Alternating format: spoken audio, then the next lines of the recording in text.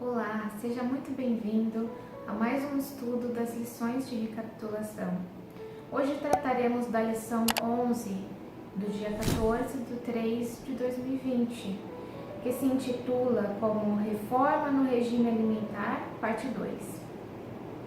O verso áureo diz: mas a vereda do justo é como a luz da aurora que vai brilhando mais e mais até ser dia perfeito. Isso está relatado em Provérbios, capítulo 4, 18. Um texto muito belo que retrata muito da nossa história, da história do Adventismo desde o seu princípio.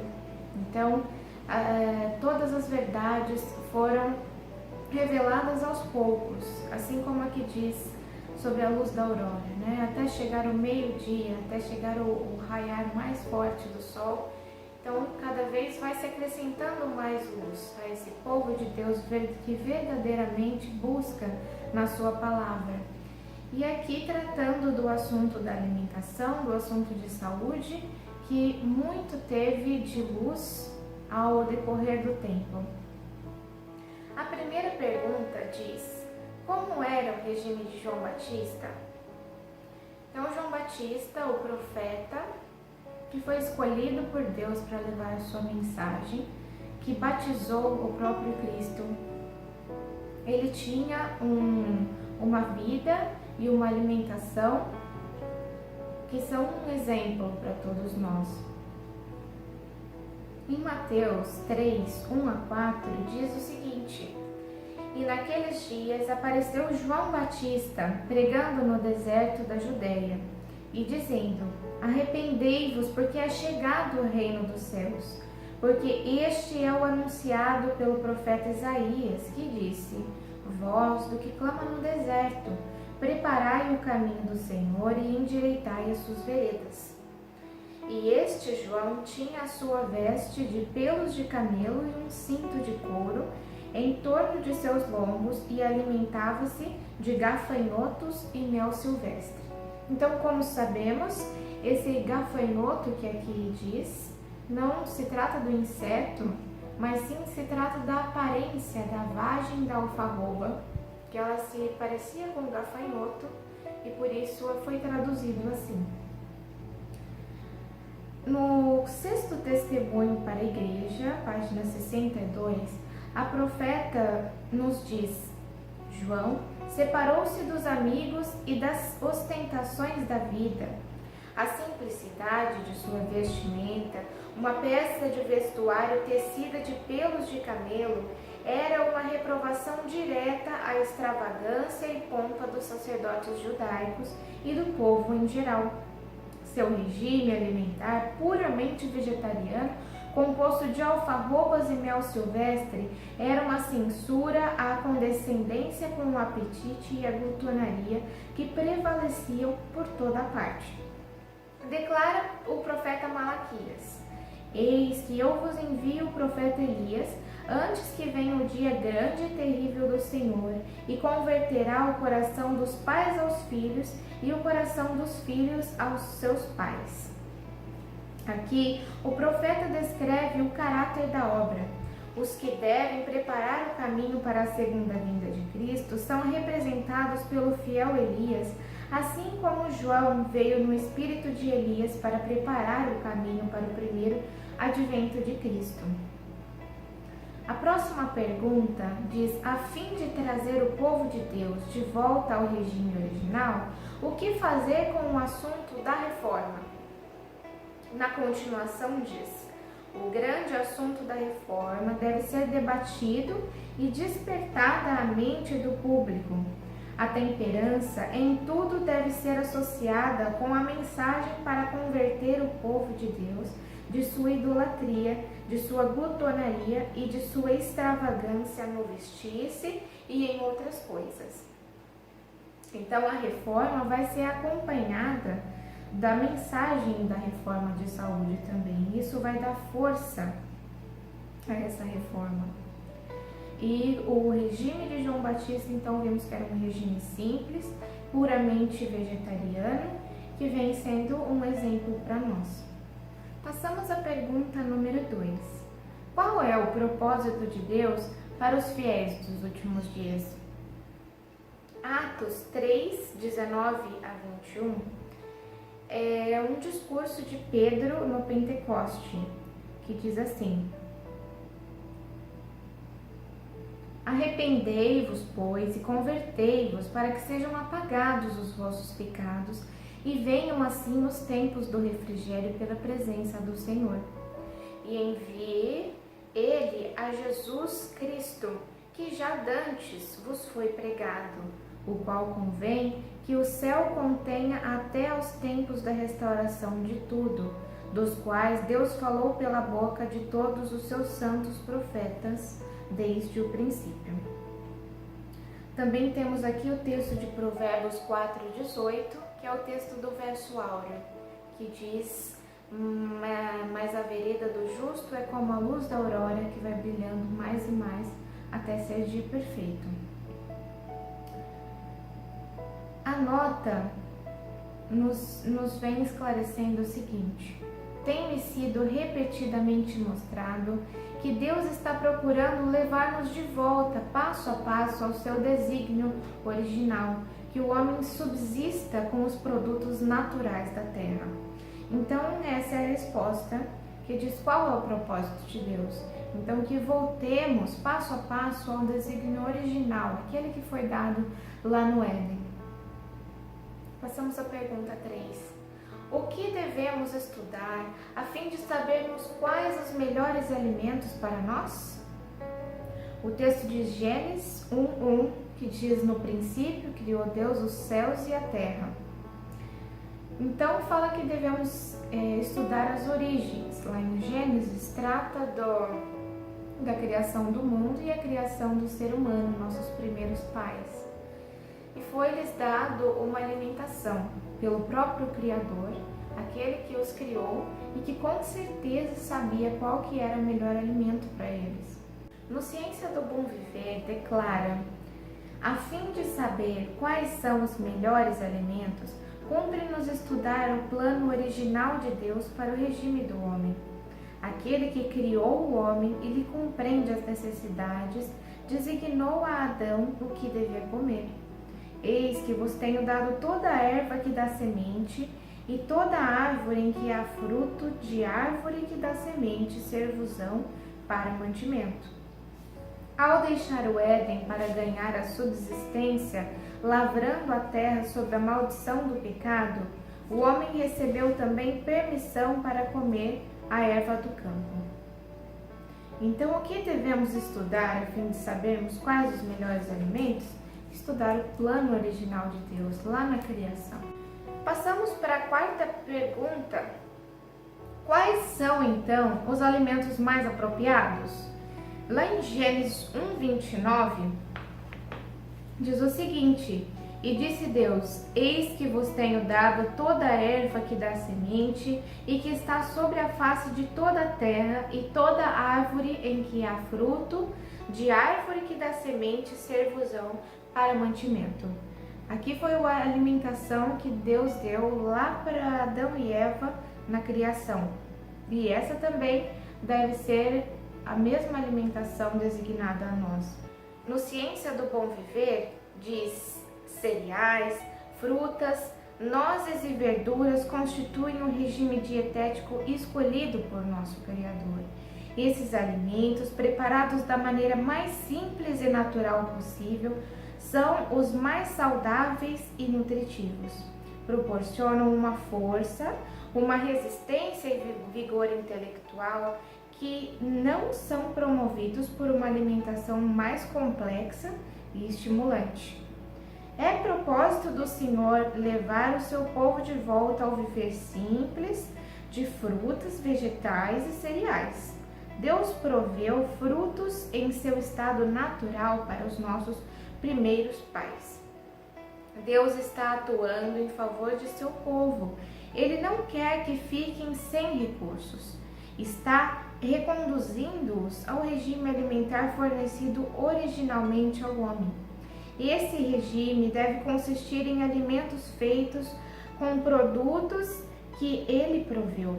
Os produtos principais usados na preparação destes alimentos serão frutas, cereais e oleaginosos, mas várias raízes também serão usadas.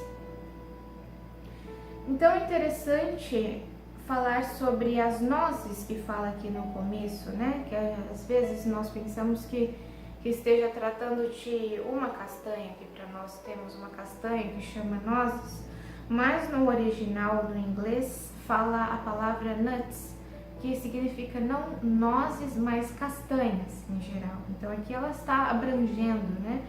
Que os alimentos são cereais, frutas, castanhas e verduras, e também oleaginosos e raízes, que são os tubérculos.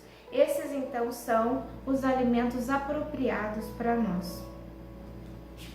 Passamos à próxima questão, a questão 5, diz: é possível conseguir destes produtos da terra todos os elementos nutritivos ao corpo humano?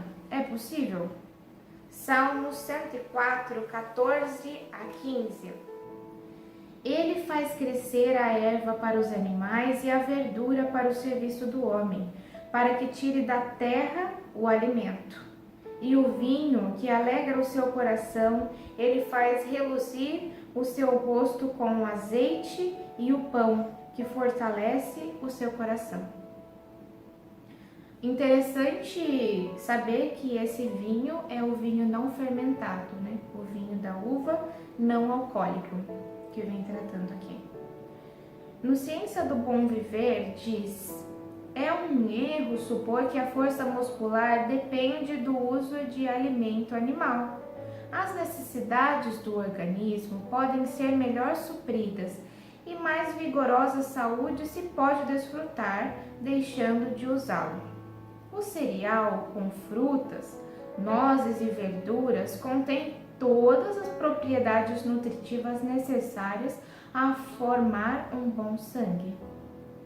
Nos cereais, frutas, verduras e nozes encontram-se todos os elementos alimentícios de que necessitamos. Se formos ter com o Senhor em simplicidade de espírito, Ele nos ensinará a preparar comida saudável, livre da contaminação das carnes.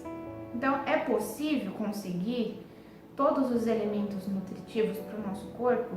Claramente que sim, diz a profeta aqui, né?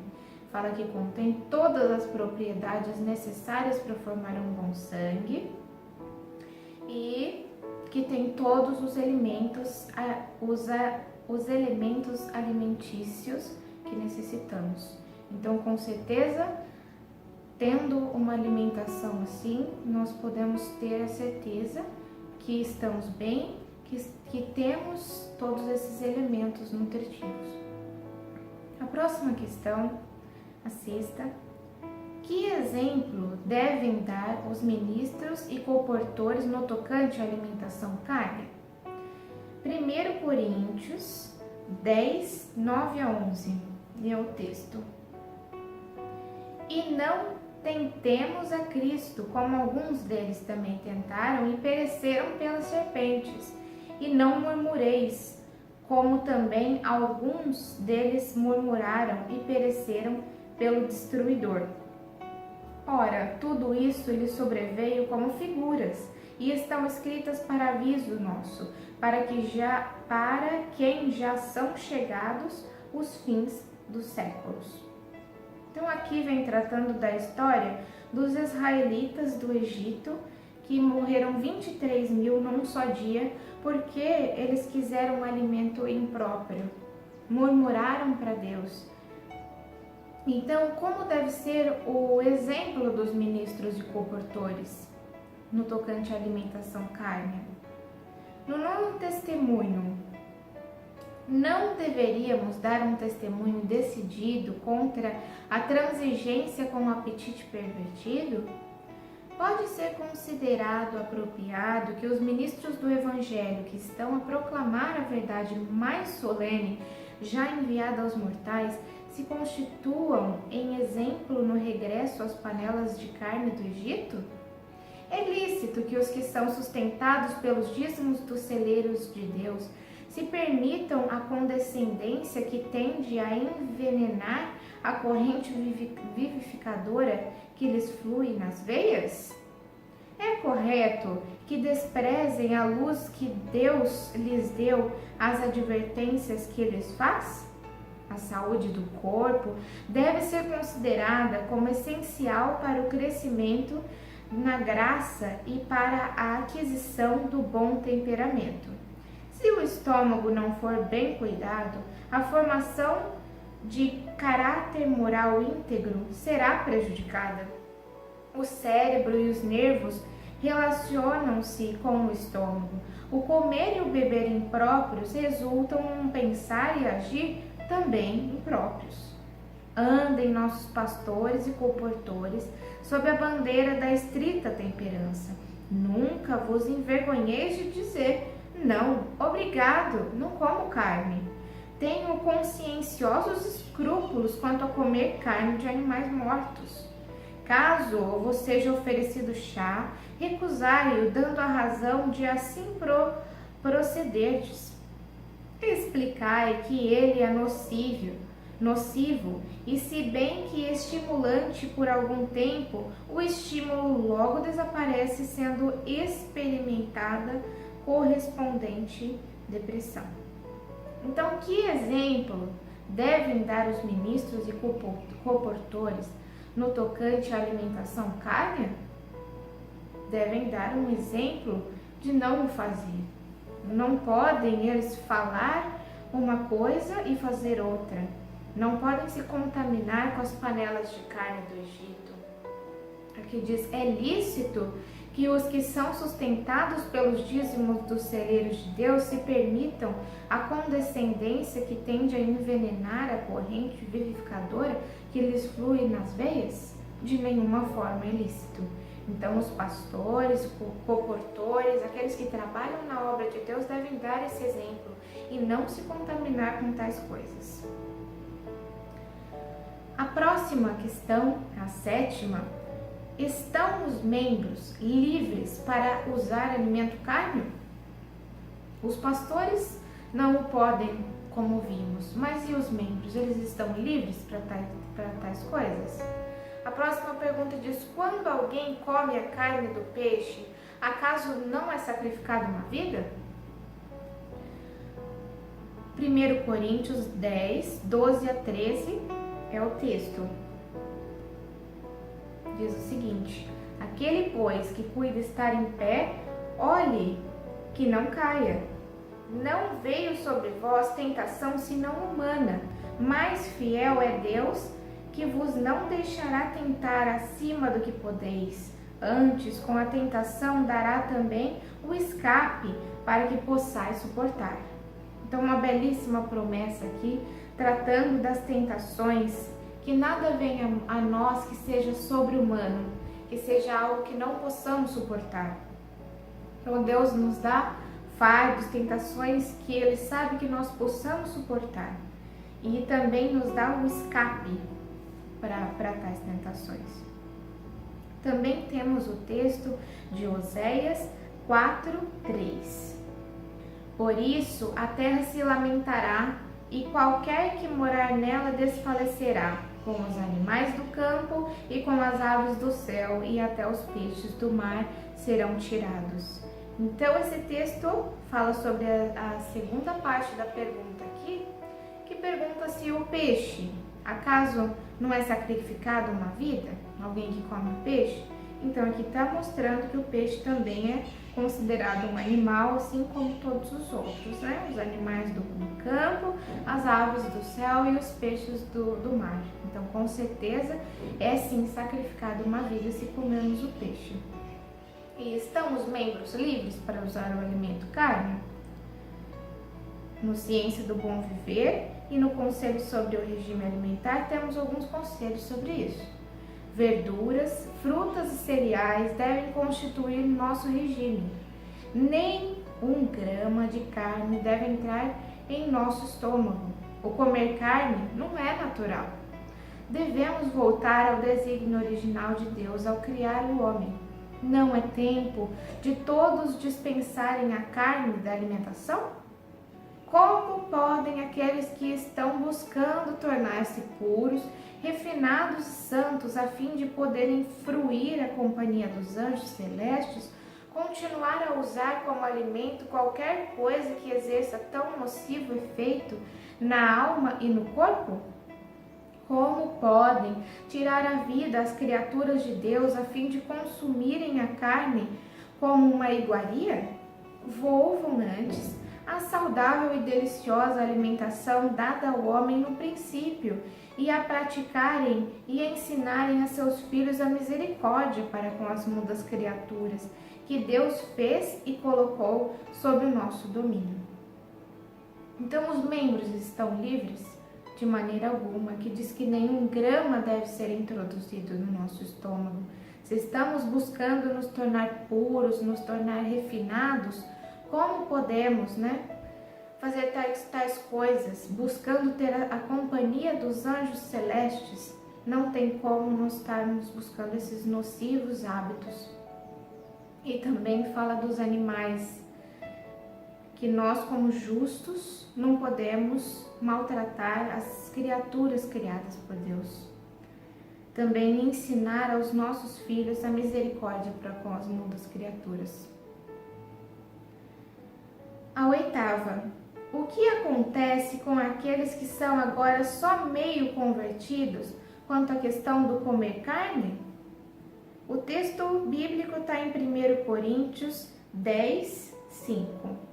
Mas Deus não se agradou da maior parte deles, pelo que foram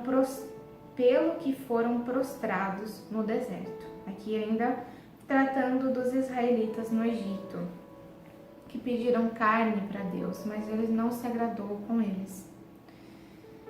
No Conselho sobre Saúde, nos relata: maiores reformas devem se ver entre o povo que professa aguardar o breve aparecimento de Cristo. A reforma de saúde deve efetuar entre nosso povo uma obra que ainda não se fez. Há pessoas que devem ser despertadas para o perigo de comer carne, que ainda comem carne de animais, pondo assim em risco a saúde física, mental e espiritual. Muitos que são agora só meio convertidos quanto à questão de comer carne, sairão do povo de Deus para não mais andar com ele. Então, o que acontece com essas pessoas que são só meio convertidas? Diz que elas se apartarão do povo de Deus e não mais andarão com eles. Olá, sejam todos bem-vindos à continuação desse estudo da reforma do regime alimentar, a parte 2. Um estudo programado aí para o dia 14 de março de 2020 ser estudado. E temos então agora para ler a nota da pergunta 9, que nos questiona da seguinte maneira: como deve ser a reforma alimentar? Porque nos é revelado que breve chegaria o tempo em que não haveria segurança no uso de ovos, leite, creme ou manteiga? O texto bíblico de Hebreus 5, versos 11 a 14, nos declara o seguinte: do qual muito temos que dizer de difícil interpretação, porquanto vos fizestes negligentes para ouvir, porque devendo já ser mestres pelo tempo, ainda necessitais de que se vos torne a ensinar quais sejam os primeiros rudimentos da palavra de Deus. E vos haveis feito tais que necessitais de leite, não de sólido mantimento. Porque qualquer que ainda se alimenta de leite, não está experimentado na palavra da justiça, porque é menino. Mas o mantimento sólido é para os perfeitos, os quais, em razão do costume, têm os sentidos exercitados para discernir tanto o bem como o mal. É um texto bastante conhecido, importante, falando então da perfeição cristã, o amadurecimento do cristão no processo de santificação.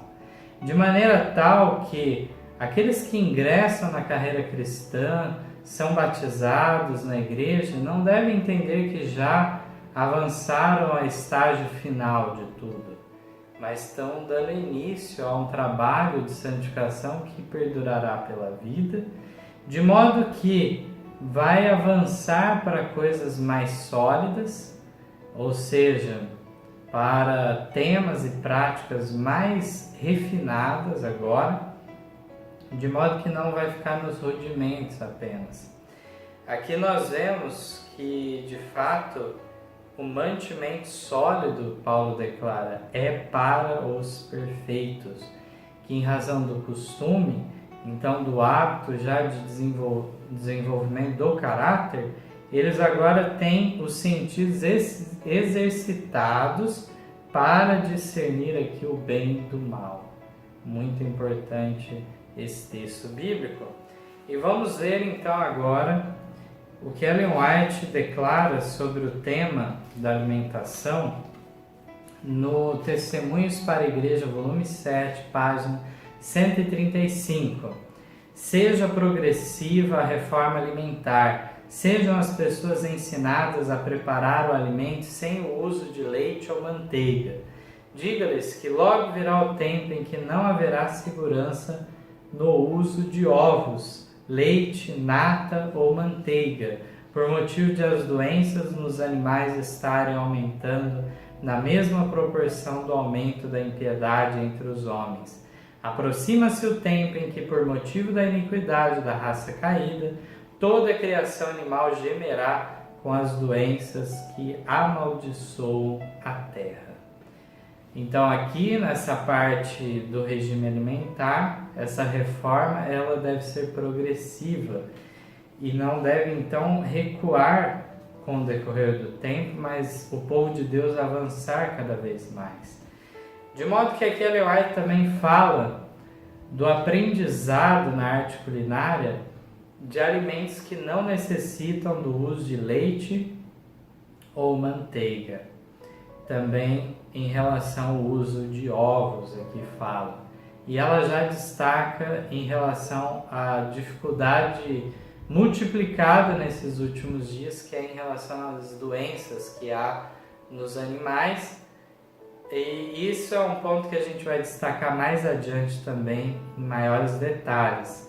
E vamos agora à pergunta 10, que diz assim: por que o queijo não deve ser introduzido no estômago? Esse assunto é interessante nós vermos aqui, que as 3 notas que são postas aqui para a leitura, a primeira do Testemunho para a Igreja, volume 2, página 68, o segundo é Ciência do Bom Viver, página 302, e o terceiro do Conselho sobre Saúde, página 114. Os 3 textos, os irmãos vão reparar que é apenas um pequeno trecho que fala do queijo em si. E normalmente nos estudos desse tema, sempre é citado apenas esse trecho sobre o queijo, falando diretamente dele. Só que muitas vezes as pessoas ficam com a impressão do seguinte: está se escondendo então o contexto, porque uma linha só foi dedicada a mostrar o texto. E aí, para ficar acima de qualquer dúvida, foi colocado então o parágrafo inteiro de cada um desses textos. Isso vai mostrar que de fato o assunto fala de assuntos relacionados, mas não fala diretamente do queijo. O que nós temos dela falando nesses 3 textos é realmente coisa de uma linha. Então vamos aos textos. O primeiro diz assim: vocês, meus prezados irmãos, podem usufruir melhores condições de saúde do que agora e evitar que muitos males retornem se simplesmente exercitarem a temperança em todas as coisas, no trabalho, no comer e no beber. Bebidas quentes debilitam o estômago. Queijo nunca deve ser introduzido no estômago. O pão de farinha branca não pode comunicar ao organismo a nutrição que se encontra no pão integral. O uso comum do pão de farinha beneficiada não pode manter o organismo em condições saudáveis. Vocês têm fígado inativo. O uso da farinha branca agrava as dificuldades sobre as quais estão trabalhando. Nesse texto, então, falou de bebidas quentes, falou da farinha branca e deu conselhos de modo geral aqui em relação à temperança no trabalho, no comer e no beber. E declarou que o queijo nunca deve ser introduzido no estômago. Vamos ao próximo texto. Diz que o leite que se usa deve ser perfeitamente esterilizado. Com esta precaução, há menos perigo de contrair doenças por seu uso. A manteiga é menos nociva quando comida no pão do que empregada na cozinha, mas em regra, melhor é dispensá-la inteiramente. O queijo é ainda mais objetável, é totalmente impróprio como alimento. Aqui nós encontramos vários aconselhamentos em relação ao leite, mostrando a precaução em relação a esterilizá-lo. Fala da manteiga, por ser esquentada no uso culinário, ela se tornar mais nociva do que se fosse para usar no pão, ela então, sem ser refinada, esquentada no fogo, né? Mas ela fala melhor dispensá-la inteiramente, seja o leite, seja a manteiga, o melhor para ficar livre dessas dificuldades. E aí ela qualifica o queijo um grau a mais de problemático do que o leite e a manteiga, ao ela falar que o queijo é ainda mais objetável e é totalmente impróprio como alimento. O último texto diz assim: a gordura cozida com o alimento torna-o de digestão difícil. O efeito do queijo é deletério. O pão feito com a farinha refinada não comunica ao organismo a nutrição que se encontra no pão de farinha integral. Seu uso comum não conservará o organismo na melhor das condições. Os condimentos, a princípio, irritam as tenras mucosas do estômago, mas finalmente destrói a sensibilidade natural dessa delicada membrana. O sangue torna-se febril, despertam-se as propensões animalescas, enquanto se enfraquecem as faculdades morais e intelectuais, tornando-se servas das paixões baixas. Mais uma vez, o texto faz uma pequena referência, dizendo que o efeito do queijo é deletério, portanto, é um efeito destrutivo. Aqui fala do pão com farinha branca refinada, mais uma vez, assim como no primeiro texto foi declarado sobre isso. E interessante ainda notarmos o fato dela falar dos condimentos e do efeito que eles trazem, de irritação ao estômago e vai destruindo a sensibilidade. Inclusive, aqueles que muitas vezes por algum problema de saúde, eles começam um tratamento natural, é interessante como ao você começar no cru, sem os temperos usar, como que no final das contas, quando você passar um tempo comendo cru e voltar a comer o cozido, como que a sua sensibilidade vai estar diferente em relação aos temperos, você vai estar sentindo muito mais a força dos temperos. Então, ao decorrer do tempo, sempre usando os condimentos, vai se perdendo a sensibilidade daquilo. Então, vamos continuar estudando esse tema do queijo na pergunta 11, que diz assim: quanto a este tema, que relatos históricos a mensageira do Senhor nos traz? E por que aquele tipo de queijo foi retirado da reunião campal? Então, os textos estão no Conselho sobre Regime Alimentar, página 369 e 370, 3 parágrafos nós temos aqui para ler, de fontes originais diversas, O primeiro diz assim: ao iniciarmos nossa reunião campal em Nora, Illinois, senti ser meu dever fazer algumas observações quanto à sua maneira de comer. Relatei o que infelizmente ocorrera com alguns em Marion e disse-lhes que responsabilizava por isso os desnecessários preparativos feitos para a reunião e também o comer durante as mesmas os artigos desnecessários que haviam preparado. Alguns levaram queijo para a reunião e o comeram. Se bem que novo, ele era positivamente demasiado forte para o estômago e nunca aí deveria ser introduzido. Então, eu gostaria de relembrar que eu tinha comentado que os textos que estão na pergunta 10, eles poderiam ter sido resumidos cada um em uma linha, né? Mas para fins de contextualização foi colocado na íntegra para ninguém questionar o que está sendo posto aqui como evidência. Mas devido ao fato de eles não entrarem em detalhes, tanto aqueles textos, é interessante nós analisarmos os textos que nós teremos na pergunta 11 e 12, que trazem o contexto histórico também. Onde nós encontramos aqui Ellen White falando de uma reunião e de um determinado queijo, que ela não nomeia qual que seria esse, e ela qualifica ele da seguinte maneira, que se bem que novo, e aí nós poderíamos discutir o que ela quis dizer com isso, e pouco tempo de curagem, né? Se seria uma meia cura, o que seria aqui o fato, mas que mesmo assim ele era positivamente demasiado forte para o estômago, portanto não deveria ser introduzido no estômago. Essa é a colocação que ela faz sobre esse queijo dessa reunião. O segundo parágrafo diz assim: foi decidido que em certa reunião campal não se vendesse queijo aos que se encontravam no acampamento.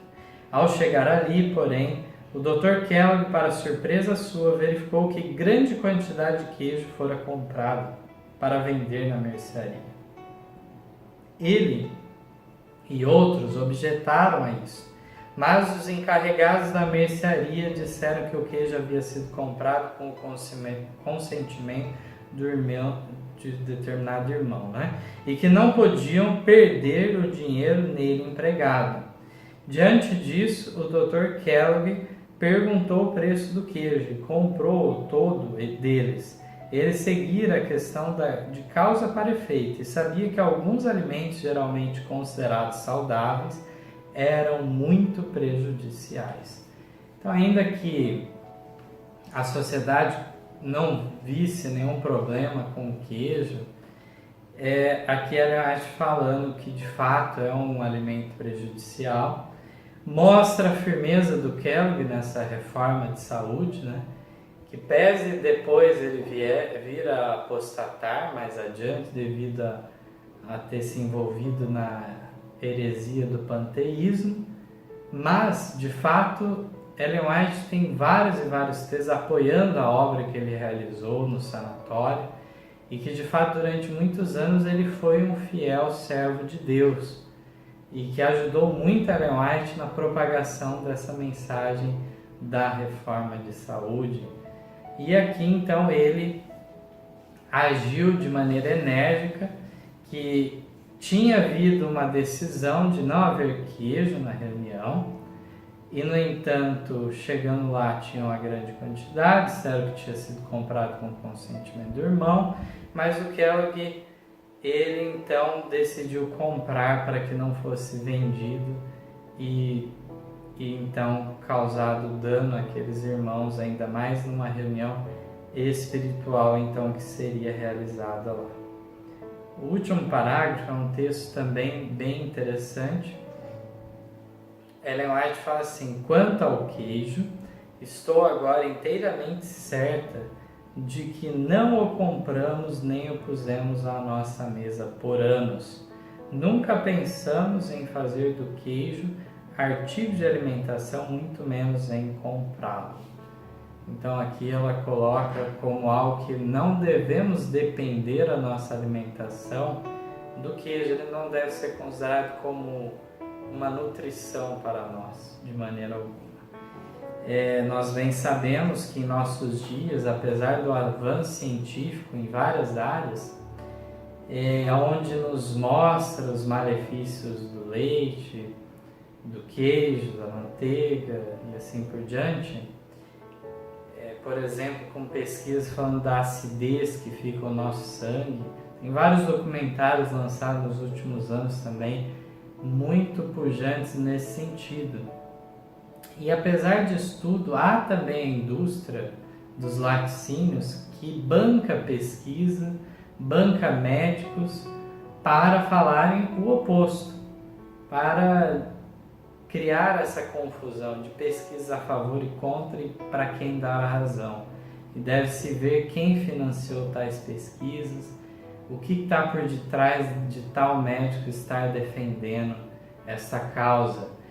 E aí é apresentado várias teorias e se fala do benefício do cálcio, no caso do leite, do queijo também, que aí tem concentrado o cálcio e assim por diante. Poderíamos aqui nos estender bastante nesse tema, mas nós vemos que tudo isso são formas então de tirar a atenção do que já é bem sabido em relação aos malefícios à saúde. Vamos agora à pergunta 12. De que maneira certos irmãos de fé procuraram trazer descrédito à defesa da reforma de saúde feita pela irmã White?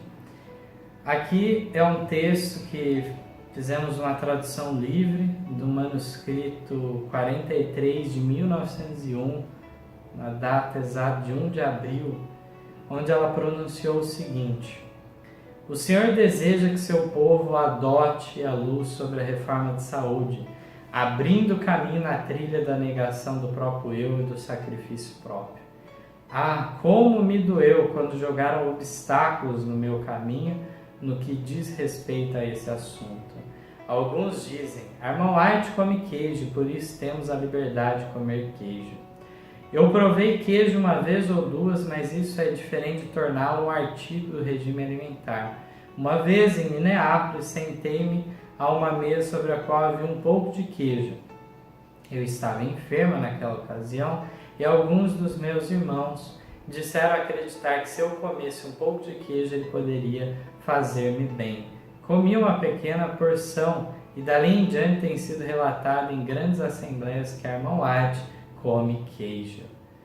Que é um texto bem interessante de nós analisarmos, que aqui ela não fala de uma abstinência total, como era o caso da carne, onde em declarações ela fala de anos já que ela não tinha ingerido nada de carne. Aqui ela relata que ocorreu até um evento ou outro que ela chegou a ingerir o queijo, mas aquilo não fazia parte da sua alimentação regular. Nós encontramos aqui uma distinção, pelo menos em relação a como ela agia com a carne e como que era com o queijo. Isso em nada coloca menos peso, de fato, de uma abstinência total. Não é esse o ponto que eu quero trazer. Mas o ponto é a forma que aqueles irmãos de fé agiram diante disso. Porque em vez de eles entenderem isso como algo que ocorreu de forma esporádica, mas que ela não se alimentava regularmente, eles quiseram tirar proveito para não avançar na reforma de saúde e até descredibilizar ela como uma defensora ao usar esses relatos. Então isso não deve servir de propósito. Se a mensagem é de Deus, independente de como as pessoas estiverem agindo, a mensagem continua sendo de Deus. Isso eu lembro da experiência até na solene mensagem da justificação pela fé, que Ellen White diz que se Wagner e Jones viessem de repente a se desviar do caminho, isso não seria uma prova de que a mensagem não era verdadeira.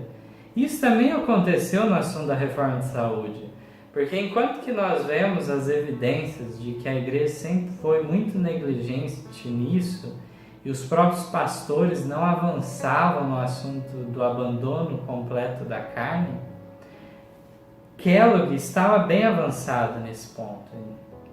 No sanatório, por exemplo, ele exigia dos pacientes, dos funcionários, todos eles não se alimentavam de carne lá dentro. E então, quando nós vemos isso, depois Kellogg vem apostatar. Devido a isso, a obra que ele fez antes era mentirosa, era errada, não era dirigida por Deus de maneira alguma. Aqui também nós encontramos as pessoas tirando proveito de maneira ilegítima, onde Ellen White coloca bem claro que era uma mentira. Eles estavam se aproveitando de um relato ou outro para dizer que a irmã estava apoiando o queijo e para eles mesmos não fazerem a obra devida em suas vidas. Pergunta de número 13 agora. Podemos dizer que as doenças nos animais estão se multiplicando rapidamente? Sendo que há mais de 100 anos foi dito que breve chegaria o tempo, o que devemos pensar em nossos dias? Ainda que o queijo ou creme sejam light, onde está o perigo? Na digestão ou na contaminação? Temos um texto aqui, Provérbios 24:12. Vamos fazer a leitura, primeiramente, desse texto bíblico, que diz assim: Se disseres, eis que não sabemos, porventura não considerará aquele que pondera os corações? Não saberá aquele que atenta para a tua alma? Não dará ele ao homem conforme a sua obra? Então aqui uma reflexão para nós, né? De não vivermos em consciência violada ou em hipocrisia. De modo que, uma vez que Deus perscruta os nossos pensamentos, de nada adiantará desculpas esfarrapadas se apresentadas ao nosso próximo. Isso Deus verá se está em acordo com a consciência nossa ou não. Aqui no Conselho sobre Saúde, página 495, diz: a luz que me foi dada é que não demorará muito antes que tenhamos que abandonar o uso de qualquer alimento animal. Mesmo o leite terá que ser deixado. As doenças estão multiplicando rapidamente. Ela escreveu isso em 1899. E um outro texto de 1898, que está no Conselho sobre Regime Alimentar, 411, diz que não há segurança alguma no comer carne de animais mortos, e dentro de breve tempo o leite das vacas será também excluído do regime do povo que guarda os mandamentos de Deus. Brevemente não será garantido usar coisa alguma que provenha da criação animal. Então, como eu tinha comentado, iríamos voltar a esse tema, né? Podemos dizer que as doenças nos animais estão se multiplicando rapidamente? Com certeza. Isso já estava ocorrendo na época dela. Já se passaram mais de 100 anos. E aí vem a pergunta: se há mais de 100 anos foi dito que breve chegaria o tempo, o que devemos pensar dos nossos dias? Isso é uma reflexão que nós devemos fazer. E vamos notar então que de fato já se passou muito tempo para ser efetuada essa mudança. E ainda que o queijo então seja um queijo leve, que não seja de grande coragem, ou então que não seja muito forte ao estômago, ou qualquer coisa, seja uma espécie de um creme, alguma coisa do gênero, aonde vai estar o perigo ainda? Na contaminação, justamente. A contaminação com essas doenças que os animais sofrem cada vez mais. Teremos então essa dificuldade ainda, ela persiste. Vamos à última pergunta agora, que está com um texto aqui bíblico para lermos também. Diz assim: que disse a serva do Senhor em 1901? Que providências seriam tomadas em todas as partes do mundo? E o que Deus concederia ao seu povo? Acaso não ficou mais fácil para adquirir produtos naturais? Jeremias 12:4 diz: até quando lamentará a terra e se secará a erva de todo o campo? Pela maldade dos que habitam nela perecem os animais e as aves, porquanto dizem: ele não verá o nosso fim. Então aqui mostra dessa maldade dos seres humanos que se estende também às pobres criaturas mudas que sofrem com tudo isso, né? E esses ímpios pensam o quê? Que Deus não vai levar em conta nada disso. Diz assim o primeiro texto de Ellen White do Conselho sobre Regime Alimentar, página 359. Vemos que o gado está ficando grandemente atacado de doenças, a própria terra está corrompida, e sabemos que virá o tempo em que usar leite e ovos não será o melhor. Esse tempo, todavia, ainda não chegou. Sabemos que quando ele vier, o Senhor proverá. Perguntam, e isso significa muito para as pessoas interessadas: porá Deus uma mesa no deserto?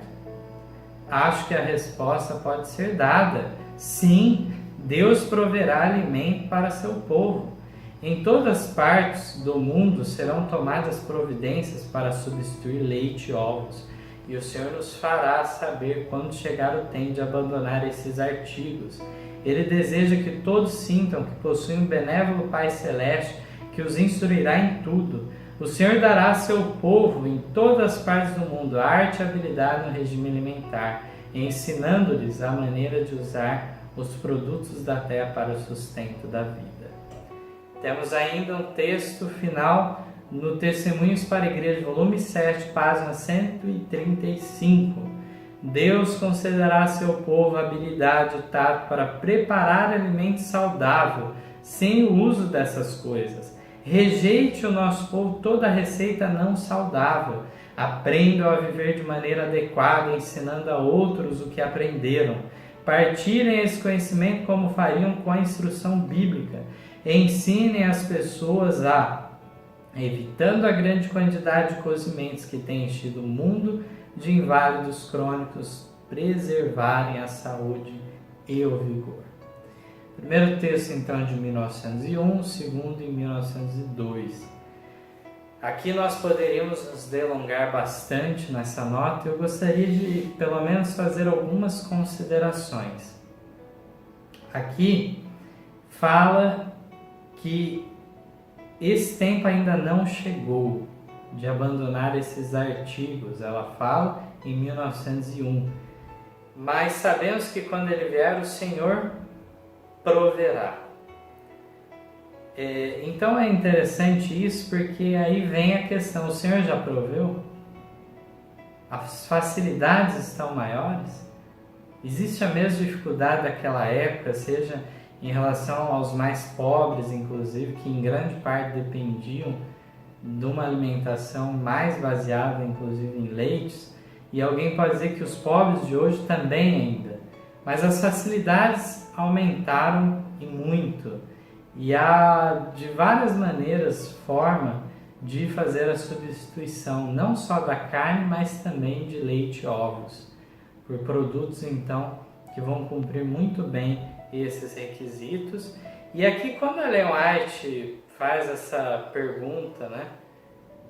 Porá Deus uma mesa no deserto, que muitos perguntam isso, ela usa o termo acho que a resposta pode ser dada. Ela não está aqui colocando em dúvida. De fato, ela está sendo até certo ponto irônica, né? Acho que a resposta pode ser dada. Sim, Deus proverá alimento a seu povo. Se ele de fato fez isso no deserto com Israel, ele não o faria hoje em favor de nós? Se lá foi concedido maná, acaso facilidades, benefícios a nós não nos dará Deus? Então aqui fala que em todas as partes do mundo, ela faz essa profecia, serão tomadas providências para substituir leite e ovos. Nós bem sabemos que muitas receitas são baseadas em usar leite e ovos, mas já estamos vivendo um tempo em que as facilidades são tremendas e múltiplas opções nós temos de ter então não só uma alimentação que seja saborosa, prazerosa de comer, mas que seja também algo que não venha a ser prejudicial à nossa saúde. Algo que será sim apetitoso, mas saudável também. Aqui fala que o Senhor nos fará saber quando chegar o tempo de abandonar esses artigos. Cada um deve meditar na nossa consciência. Esse tempo já chegou para abandonar esses artigos? Temos possibilidade, oportunidade para fazer isso? ele deseja então que todos sintam que possuem um benévolo Pai Celeste que os instruirá em tudo. Veja só, a instrução virá dele, a sabedoria, e diz que Deus dará a seu povo em todas as partes do mundo essa habilidade, de maneira que aí vai ensinar a maneira de usar os produtos da terra para o sustento da vida. A variedade enorme de produtos que nós temos na vegetação. Aqui então diz que a habilidade de tato vai ser dada, e aí o povo de Deus vai rejeitar toda a receita que não é saudável. E aí, dessa maneira, eles vão fazer o quê? Ensinar aos outros também em relação a isso que eles aprenderam. Devem então partilhar esse conhecimento, tal como se faz com a instrução bíblica que fala. Ensinando assim as pessoas e elas diminuírem então a dependência dos alimentos que passam pelo cozimento, o mundo que está cheio de inválidos crônicos poderá avançar em melhor saúde. Nós encontramos aqui então recomendações sérias para nosso tempo, para o povo de Deus e para o mundo, para benefício de ambos. E nós encontramos dessa maneira uma colocação importante aqui de Ellen White. É essa questão do malefício também dos cozidos, de modo que nós devemos avançar mais em uma quantidade maior de alimentos crus serem ingeridos. A quantidade é inversa. Em vez da maior parte do que nos alimentamos ser cru, a maior parte acaba sendo de cozido. E para além disso, nós temos também os alimentos assados ou feitos no vapor, que de repente conseguem ainda preservar mais nutrientes do que o cozido. E possamos então entender que é a vontade de Deus o povo se preocupar com isso. O povo de Deus deve ser cabeça nesse assunto, avançar nisso. Infelizmente, devido à incredulidade do povo de Deus ao decorrer da história, nós encontramos Deus trabalhando com as pedras. Sim, as pedras clamando em favor daquilo que é a vontade de Deus, quando deveríamos estar muito mais avançados nesse ponto. E possamos meditar nesse assunto maravilhoso que nós tivemos aí sobre o regime alimentar e atentar para cada um dos detalhes, sabendo que assim fazendo estaremos se preparando espiritualmente para melhor servir a Deus. Amém. Em nosso site vocês encontrarão estudos, notícias, dicas de saúde, além de todas as nossas lições. Participem conosco através da nossa página no Facebook e assistam todas as nossas lições através do YouTube.